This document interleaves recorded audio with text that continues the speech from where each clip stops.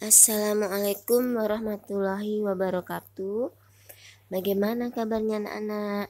Semoga semua dalam keadaan sehat ya, dan selalu dalam perlindungan Allah Subhanahu wa taala. Amin. Alhamdulillah, pada pertemuan kali ini kita masih diberi kesempatan kembali untuk belajar tematik. Kali ini kita akan belajar tetap tema 5 ya, subtema 3, mata pelajaran IPA dan IPS. Nah, untuk pelajaran IPA, tujuan pembelajarannya yaitu yang pertama, melakukan percobaan menggunakan cermin cekung dan cermin cembung. Itu pada pembelajaran pertama. Yang kedua, membuat periskop sederhana. Itu pada pembelajaran ketiga. Selanjutnya, cermin. Nah, cermin itu adalah salah satu benda yang dapat memantulkan cahaya ya. Cahaya yang dipantulkan oleh cermin ini merupakan salah satu contoh pemantulan teratur. Nah, ini untuk pemantulan teratur sudah Bu Lita terangkan pada pertemuan sebelumnya ya. Ada pemantulan teratur, ada pemantulan tidak teratur. Nah, cermin ini adalah contoh pemantulan teratur karena bidangnya data tidak bergelombang ya, rata. Nah, berdasarkan bentuknya, cermin ini dibedakan menjadi 3 macam.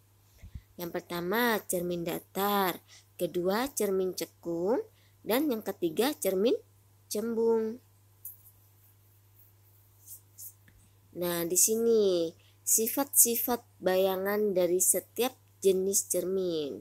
Yang pertama, cermin datar, itu sifatnya yaitu ukuran atau besar dan tinggi bayangan itu sama dengan ukuran benda aslinya ya. Jadi ukurannya besar tinggi bayangan ini sama dengan ukuran benda aslinya. Sama ya, kalau kamu mengaca di cerminnya kan cermin datar ya, cermin rias atau kaca itu kan datar. Nah, jika kamu bercermin pada kaca datar tersebut, maka bayangannya, tinggi rendahnya atau besar kecilnya itu ukurannya bayangannya sama ya, sama seperti aslinya. Yang kedua, kenampakan bayangan berlawanan dengan benda.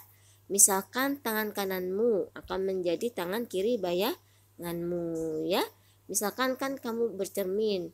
Nah, bayangannya ini berlawanan dengan benda aslinya.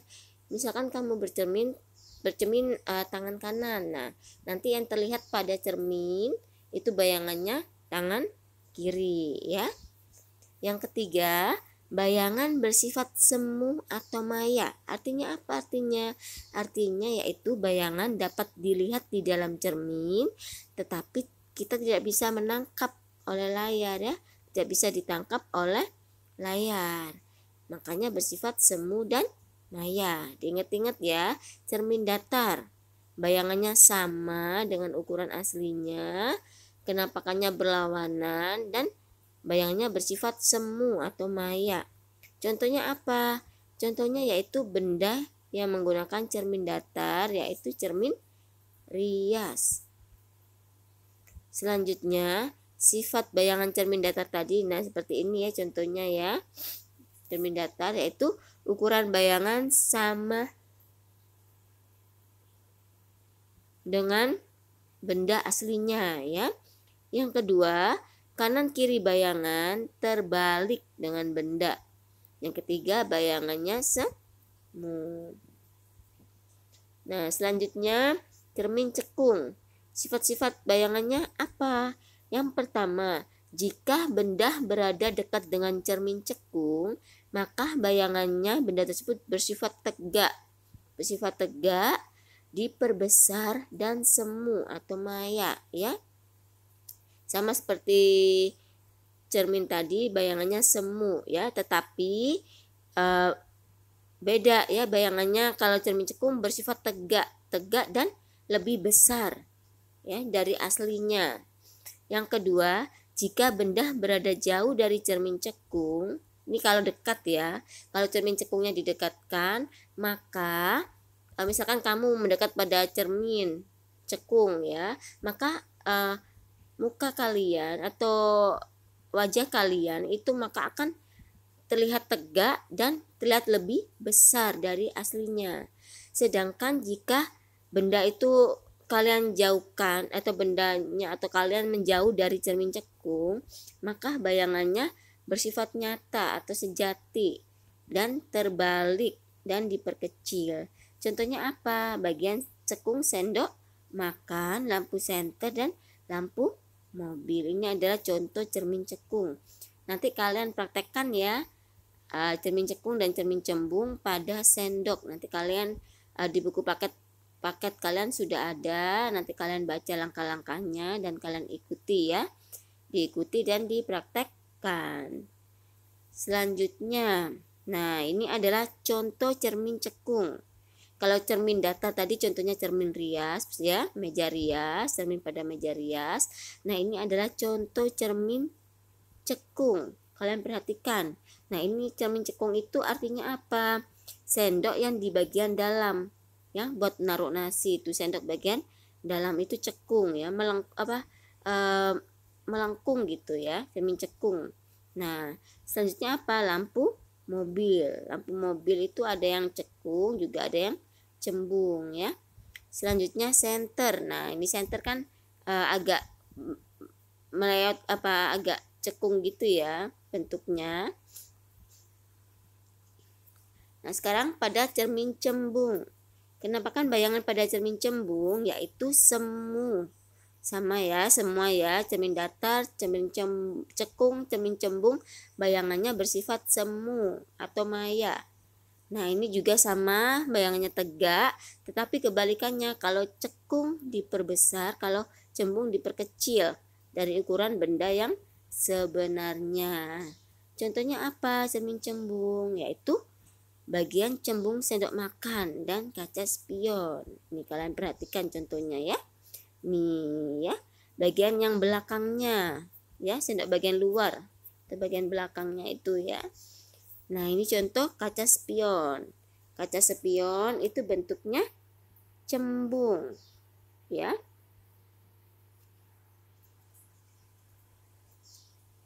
Selanjutnya pelajaran 3, sifat cahaya pada periskop. Nah ini adalah contoh periskop pada kapal selam ya. Biasanya ini periskop ini digunakan pada kapal selam. Tujuannya apa? Untuk mengamati bagian permukaan laut. Apakah ada karang-karang laut? Apakah ada ikan-ikan yang besar yang berbahaya? Ini adalah tujuannya kapal selam menggunakan periskop ya. Nah, seperti apa sih cara kerja periskop ini? Yang pertama, cahaya yang masuk dari bagian ujung periskop ini akan dipantulkan oleh cermin. Nah, pantulan cahaya tersebut kemudian merambat lurus menuju cermin kedua. Jadi di dalam periskop itu ada dua cermin ya. Cermin yang pertama bagian agak luar, yang kedua di dalamnya. Saat mengenai cermin kedua, cahaya kembali dipantulkan ya. Nah, pantulan cahaya dari cermin kedua tersebut maka akan mengarah ke mata kita sehingga kita dapat melihat keadaan di atas periskop ya. Nah, seperti ini contoh gambar periskop bagian dalamnya seperti ini ya. Nih, ada lubang untuk melihat cahaya masuk. Ini cermin pertama letaknya di sini ya. Nah, kemudian dari bayangan dari cermin tadi ini dipantulkan dan cahaya merambat lurus. Nah, ini dipantulkan ke cermin yang kedua. Ini bagian cermin kedua ya, yang ini ya. Ini cermin kedua. Maaf. Nah, cermin keduanya setelah itu cahaya diterima oleh mata ya. Jadi melihatnya dari sini dulu ya.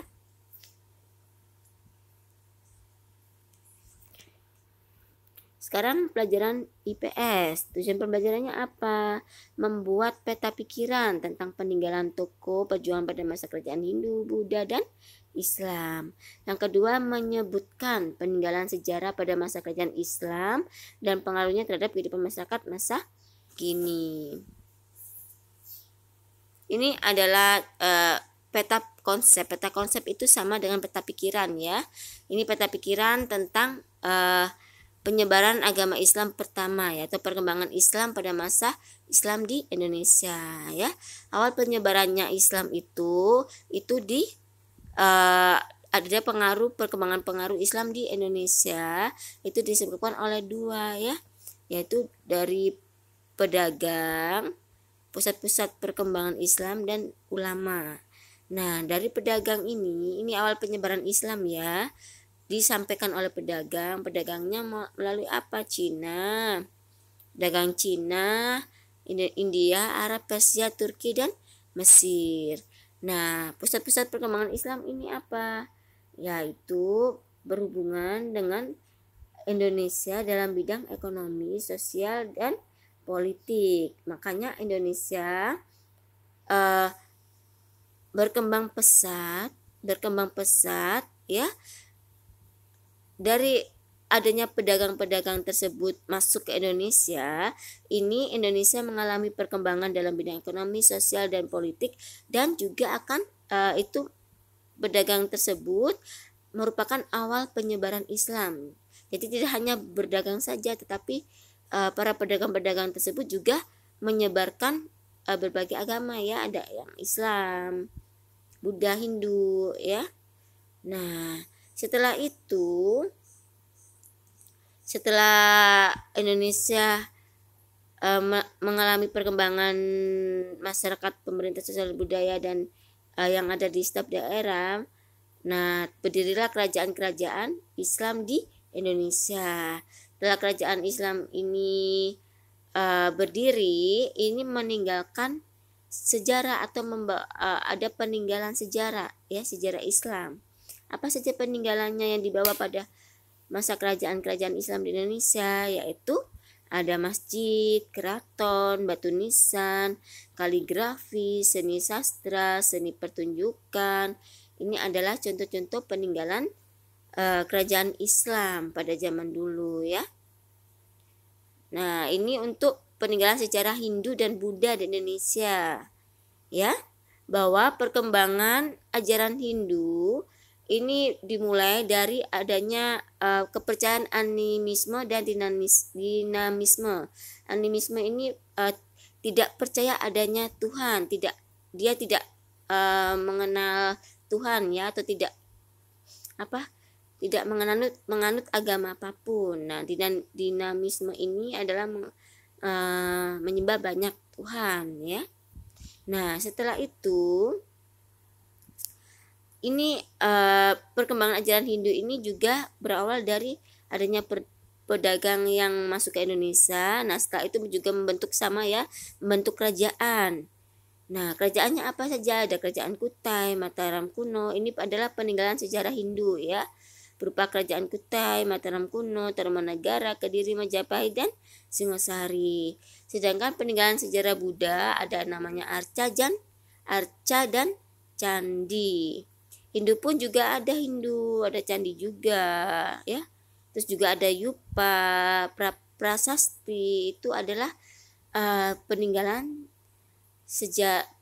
sejarah Hindu dan Buddha ya. Nah, ini pembelajaran 5, peninggalan sejarah pada masa kerajaan Islam. Tadi kan sudah berita terangkan bahwa peninggalan pada kerajaan Islam itu ada masjid, kaligrafi, seni ukir, ya, seni pertunjukan, dan masih banyak lainnya. Nah, ini adalah peninggalan sejarah pada masa kerajaan Islam yang masih bisa dirasakan pada masa sekarang ya, pada masa masyarakat terkini ya. Contohnya apa? Nah, ini Masjid Menara Kudus, Istana Maimun, Masjid Agung Demak nih, Masjid Menara Kudus, Istana Maimun, Masjid Agung Demak, dan Masjid Raya Baitur Rahman. Nah, ini keterangannya di sini. Masjid Menara Kudus ini merupakan masjid kuno yang dibangun oleh Sunan Kudus sejak tahun 1549 Masehi atau 956 Hijriah. Nah, lokasinya di mana sih Menara Kudus ini? Ini ada di Desa Kauman, Kecamatan atau Kota Kabupaten Kudus, Jawa Tengah. Jadi ada di Kudus, Jawa Tengah ya.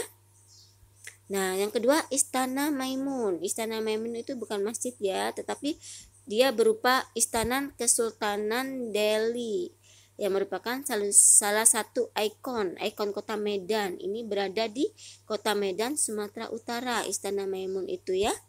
Ini menjadi tujuan wisata bukan hanya karena usianya yang tua, tetapi juga desain interiornya yang unik ya, memadukan unsur-unsur warisan kebudayaan Melayu dengan gaya Islam, Spanyol, India, Belanda dan Italia. Coba dilihat kembali ini.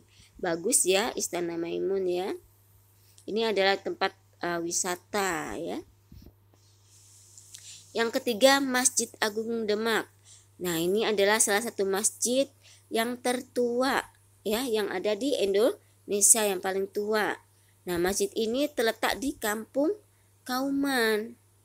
Ya, di Kampung Kauman, Kelurahan Bintoro, Kecamatan Demak. Demak, Jawa Tengah juga. Sama seperti tadi Masjid Menara Kudus ya. Kudus, Jawa Tengah. Kalau Masjid Agung Demak, Demak, Jawa Tengah. Nah, pendiri masjid ini diperkirakan adalah Raden Patah. Raden Patah itu yaitu raja pertama dari Kesultanan Demak. Dari Demak ya. Sekitar abad ke-15 Masehi. Dan yang keempat adalah Masjid Raya Baitur Rahman. Nah, ini adalah sebuah masjid yang terletak di pusat kota Banda Aceh, Provinsi Aceh, Indonesia. Masjid Baitur Rahman ini mendapat julukan Serambi Mekahnya Indonesia ya. Seperti Mekah tapi bukan ya. Ini disebut Serambi Mekahnya Indonesia ya. Nah, Masjid Baitur Rahman ini adalah simbol agama, budaya, semangat, kekuatan, perjuangan dan nasionalisme rakyat Aceh. Masjid ini ya masjid yang selamat dari bencana tsunami Aceh pada tanggal 26 Desember 2004 silam ya. Masjid Raya yang asli ini dibangun pada tahun 1612 di masa pemerintahan Sultan Iskandar Muda ya. Ini adalah sekilas tentang peninggalan kerajaan Islam yang ada di Indonesia yang masih bisa dimanfaatkan kita di masa sekarang ini ya. Nah, mungkin cukup sekian penjelasan dari Bu Lita. Kurang lebihnya Bu Lita mohon maaf. Jazakumullahu khairan katsir wa barakallahu fikum. Wassalamualaikum warahmatullahi wabarakatuh.